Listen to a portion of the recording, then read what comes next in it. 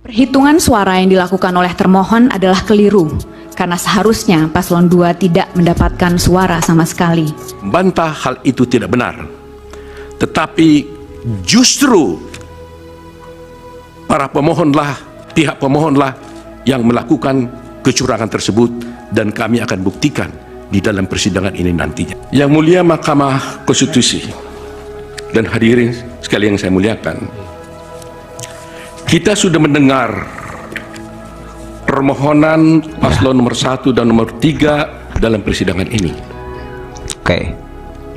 Apa yang disampaikan dalam permohonan tersebut, kita tahu penuh narasi-narasi dan asumsi-asumsi yang sedemikian rupa, yang terkesan untuk menggiring opini, seakan-akan kekalahan dari para pemohon adalah karena adanya kecurangan pemilu. Narasi-narasi yang dikembangkan dan yang dibangun seakan-akan rakyat memilih Prabowo Gibran adalah karena kecurangan dan karena adanya bansos.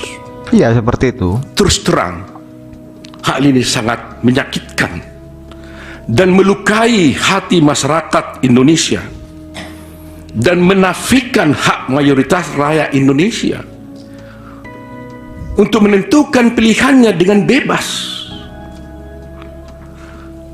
Karena rakyat Indonesia memilih Prabowo Gibran sebagai presiden karena mereka mencintai dan menginginkan Prabowo Gibran sebagai presiden dan wakil presiden Republik Indonesia. Ini antara narasi versus pilihan bukti. tersebut dilakukan oleh rakyat Indonesia berdasarkan hati nuraninya. Jadi kalau dituduhkan dan rakyat dituduh memilih karena adanya bansos, karena adanya kecurangan, itu melukai hati rakyat mayoritas Indonesia yang memilih Prabowo Gibran sebagai presiden dan wakil presiden yang mereka cintai. Betul Pak, betul. Yang kedua, pemilu kali ini adalah pemilu yang paling damai dan tentu paling baik, bukan paling buruk seperti yang disampaikan oleh para pemohon. Kalau pemohon dalam permohonannya menyampaikan narasi-narasi yang bersifat asumsi dan tuduhan-tuduhan kecurangan, maka kami kuasa hukum Prabowo Gibran tidak akan terpancing dan tidak akan terpengaruh dengan narasi-narasi dan diksi-diksi kecurangan yang dituduhkan. Tetapi kami akan tetap berpegang teguh kepada prinsip-prinsip kejujuran, profesionalisme, sehingga kami akan memberikan analisa juridis untuk membantah dalil-dalil pemohon, dan kami akan membantah dalil-dalil pemohon tersebut tidak dengan narasi-narasi yang asumsi dan asumsi-asumsi, tidak akan menggiring opini. Kami akan sampaikan secara jelas dengan argumentasi hukum disertai dengan bukti-bukti yang ada. Ketiga, bahwa kita tahu perkara ini seharusnya tidak diajukan ke MK, melainkan ke Bawaslu, karena isi permohonan tidak sesuai dengan ketentuan Undang-Undang khususnya pasal 475 Undang-Undang Pemilu, sehingga dapatlah dikatakan permohonan pemohon tersebut adalah salah kamar. Demikian juga petitum pemohon juga tidak sesuai dengan hukum acara yang berlaku di Mahkamah Konstitusi, karena kita lihat petitum pemohon telah menyasar kemana-mana, sehingga terkesan permohonan tersebut, petitum tersebut seperti petitum sapu jagat, karena pihak-pihak yang tidak pihak pun di perkara ini telah dimintakan untuk diperintahkan oleh Mahkamah Konstitusi untuk dihukum atau diperintahkan untuk melakukan. Terakhir, kalau pemohon menuduh ada kecurangan atau pelanggaran pemilu, dan hal itu kami nyatakan tegas dalam persidangan ini, bahwa kami sebagai kuasa hukum Prabowo Gibran dan Prabowo Gibran menyatakan dengan tegas dan membantah hal itu tidak benar. Tetapi justru pihak pemohonlah yang melakukan kecurangan tersebut, dan kami akan buktikan di dalam persidangan ini nantinya.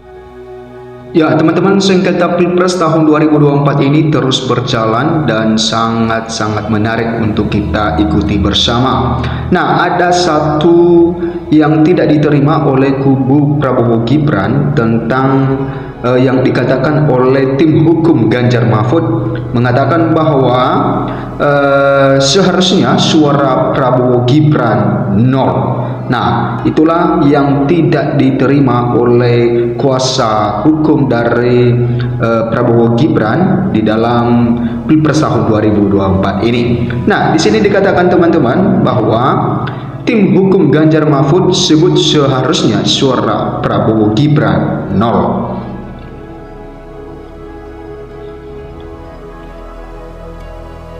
Tim hukum pasangan calon presiden dan calon wakil presiden Capres-Cawapres nomor urut 3 Ganjar Pranowo Mahfud MD menilai Komisi Pemilihan Umum KPU telah keliru dalam melakukan penghitungan suara di Pilpres 2024. Ya, anggota tim hukum Ganjar Mahfud Anissa Ismail menuturkan kekeliruan penghitungan KPU terjadi karena pasangan Capres-Cawapres nomor urut 2 Prabowo Subianto Gibran Rakabuming Raka seharusnya tidak mendapatkan suara sama sekali di Pilpres 2024. Penghitungan suara yang dilakukan termohon KPU adalah keliru karena seharusnya paslon 02 Prabowo Gibran tidak mendapatkan suara sama sekali, kata Anissa Rabu 27 Maret 2024. Nah teman-teman, ini yang tidak diterima oleh kuasa hukum Prabowo Gibran, mengatakan bahwa kuasa hukum Ganjar Mahfud bahwa Prabowo Gibran atau paslon 02 ini tidak mendapatkan suara sama sekali atau 0. Adapun pernyataan Anissa itu berangkat dari perolehan suara Prabowo Gibran yang erat kaitannya dengan pelanggaran asas-asas pelaksanaan pemilu dan rusaknya integritas Pilpres 2024. Nah, dia menjelaskan setidaknya ada dua cara yang dilakukan pasangan Prabowo Gibran untuk memenangkan Pilpres 2024 melalui pelanggaran asas-asas pelaksanaan pemilu. Pertama, melakukan pelanggaran yang bersifat terstruktur, sistematis dan masif atau TSM. Kemudian yang kedua, melakukan pelanggaran prosedur pemilu.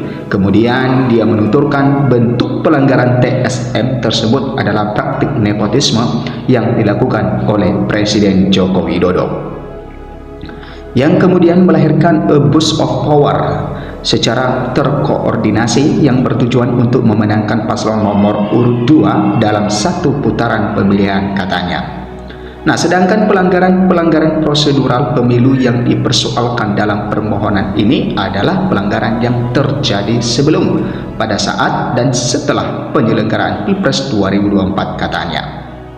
Nah teman-teman, itulah yang disampaikan oleh kuasa hukum Ganjar Mahfud, mengatakan bahwa sebenarnya pasangan 02 ini ya tidak mendapatkan suara atau 0 di semua daerah, sehingga ini menjadi hal yang tidak diterima oleh kuasa hukum kuasa hukum dari Prabowo Gibran. Ya, dan ini terus berlanjut teman-teman, dan kita harapkan nantinya ya Mahkamah Konstitusi ya bisa mengambil satu keputusan yang benar di dalam sengketa Pilpres tahun 2024 ini.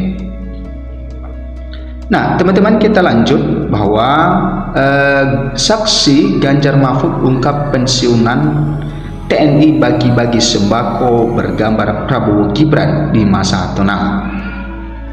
Nah ini kesaksian dari Ganjar Mahfud ya.